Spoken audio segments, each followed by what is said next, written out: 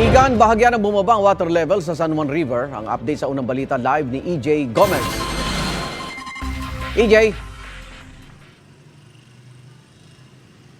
Iga, nandito pa rin nga tayo sa may San Juan River, no? At mula rito sa aming kinatatayuan, kita na mas kumalma na ang agos ng tubig dito sa ilog. Yan ay dahil wala ng ulan at sa ngayon ay ambon na lang.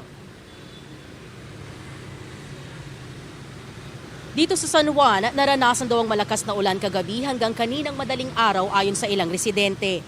Dahil pabugso-bugso lang ang ulan, wala na rin daw mga naging pagbahasa ngayon. Pero simula kagabi hanggang kaninang alas 4 ng madaling araw, tuloy-tuloy ang pagtaas ng antas ng tubig sa ilog na isang importanteng tributaryo patungong Pasig River na lagusan ng baha sa Quezon City at Maynila.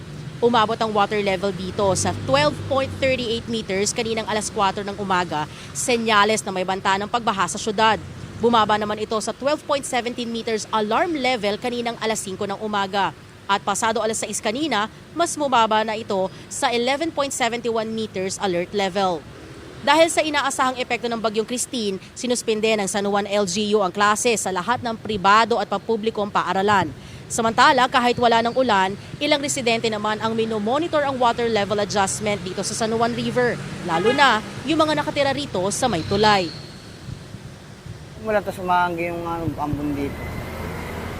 Yung hangin, kumusta? Okay naman din. Kung di naman masyadong malakas din. Hindi na umaga. Ngayon, maulan. Minsan din kasi, sinicheck namin itong ilog. Kung mataas na yung lugar, yung maghahanda na kami niyan. Kasi ito talaga yung ano namin, pag mataas na yung ilog.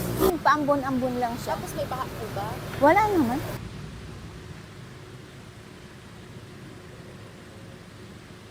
Igan, sa ngayon nananatiling makulimlim dito sa aming kinatatayuan. Ang antas naman ng tubig dito sa ilog ay mas lalo pang bumaba sa 11.53 meters pasado alas 7 ngayong umaga. At yan ang unang balita mula rito sa San Juan. EJ Gomez para sa GMA Integrated News.